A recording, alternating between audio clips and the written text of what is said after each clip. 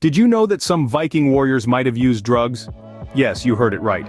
Historical accounts suggest that berserkers, the elite Viking warriors, may have ingested substances like hallucinogenic mushrooms or consumed large amounts of alcohol. Now you may ask, why would they do that? The answer lies in the brutal nature of their battles. These substances were believed to induce a trance-like state, making these warriors fearless and insensible to pain. Imagine stepping into a battlefield with a warrior who feels no fear, no pain, and is ready to fight to the death. The very thought sends shivers down the spine, doesn't it? This practice was not just a random act of courage, but a strategic move to gain an upper hand in battle. So, the ferocity of the Vikings on the battlefield may have been chemically induced. Forget the image of dirty, barbaric Vikings you have in mind. The reality might surprise you. Archaeological findings and historical records paint a different picture. These Nordic seafarers, known for their daring explorations and fierce battles, were surprisingly big on cleanliness. Yes, you heard it right. Vikings bathed at least once a week, a frequency that puts them ahead of most Europeans of their time when it comes to cleanliness. Now, let's talk about grooming. Vikings didn't just bathe, they groomed. They had their own set of personal care tools, including tweezers, razors, combs, and even ear cleaners. And guess what these were made of? Animal bones and antlers. Imagine the level of craftsmanship that went into making these tools. So, next time you think of Vikings, don't picture a grimy warrior. Instead, imagine a clean, well-groomed individual who valued personal hygiene. So, Vikings were more into self-care than we ever imagined. Did you know skiing was a Viking pastime? Skiing, as we know it today, might be associated with winter holidays and competitive sports, but for the Vikings, it was a part of everyday life. Originated from the people living in what is now Russia and Scandinavia, skiing was adopted by the Vikings as a practical method of transportation over their snowy homelands. Imagine a Viking, not on a dragon-headed ship, but gliding down a mountain slope on a pair of wooden skis. It wasn't just for practicality, oh no, the Vikings also enjoyed the thrill of it. It was a form of entertainment, a leisurely pursuit that brought joy and excitement into their lives. And let's not forget Ullr, the god of skiing. The Vikings revered Ullr, a testament to how integral skiing was to their culture. So next time you're carving down a mountainside, remember you're partaking in a pastime that was beloved by the Vikings. So, Vikings were not just warriors, but also sports enthusiasts. Viking women were not just housewives. In the world of Vikings, a society often associated with brute strength and fierce warriors, women had a surprising amount of autonomy. Unlike their counterparts in other parts of medieval Europe, Viking women had rights. These rights were not merely token gestures, they were substantial and impactful. One of the most significant rights was the ability to own property. This is noteworthy because it gave women a certain degree of independence and control over their own lives. Additionally, Viking women had the right to request a divorce.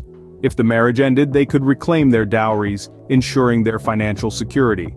These rights were not common in other parts of Europe during this era. Such freedoms reflect a society that, while undeniably harsh and violent in many ways, also had a surprisingly progressive outlook on gender roles, especially for the time. So, Viking women enjoyed a level of autonomy that was unusual for their time. Vikings were not just raiders and explorers.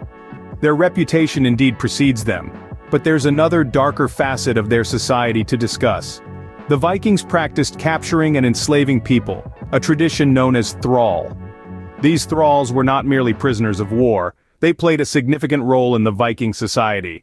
Thralls were used for a variety of tasks, from domestic chores to hard farm labor. The hard work of these slaves was an integral part of the Viking economy, allowing the Vikings to focus on their voyages and warfare. But the thrall system didn't stop there. Vikings also engaged in the buying and selling of slaves. Enormous slave markets existed across Europe and the Middle East, where Vikings sold many of the people they captured during their infamous raids. This trade network was extensive and lucrative, showing that the Vikings were not just warriors, but also shrewd traders. So the Vikings were also involved in the slave trade. Vikings were remarkable seafarers, thanks to their advanced navigational tools. One of the keys to their maritime success was the sun compass, a disc with a dial in the center that helped them find their bearing, even when the sun was hidden behind clouds or had set for the day. But on cloudy days, how did they find the sun's position, you ask? Well, they had a secret weapon called a sunstone. This wasn't some mystical artifact, but a type of crystal that could polarize daylight. allowing them to locate the sun even when it was obscured by clouds. Imagine that, using a stone and a compass to navigate the vast seas long before the invention of modern GPS technology. Compared to their contemporaries, the Vikings were far ahead in terms of maritime navigation, so Vikings were not just warriors, but also skilled mariners. Their navigational acumen is a testament to their adaptability and ingenuity, a legacy that continues to inspire us today. Viking burial customs were unique and fascinating. When a Viking passed away, they believed that their journey was not yet over. To ensure safe passage to the afterlife, some Vikings were buried in grand ships, a testament to their status and the voyages they had embarked on in life. These vessels were not just for transportation, they were fully equipped with a variety of goods, from weapons and armor to jewelry and household items. Everything a Viking might need in their next life. In some cases, slaves were also buried alongside their masters, thought to serve them in the afterlife. While this can make us uncomfortable today, it's essential to remember that these practices were part of their belief system. These ship burials have led to the discovery of many well-preserved artifacts, providing a significant window into the Viking era. So, the Vikings' belief in the afterlife has provided us with invaluable insights into their culture.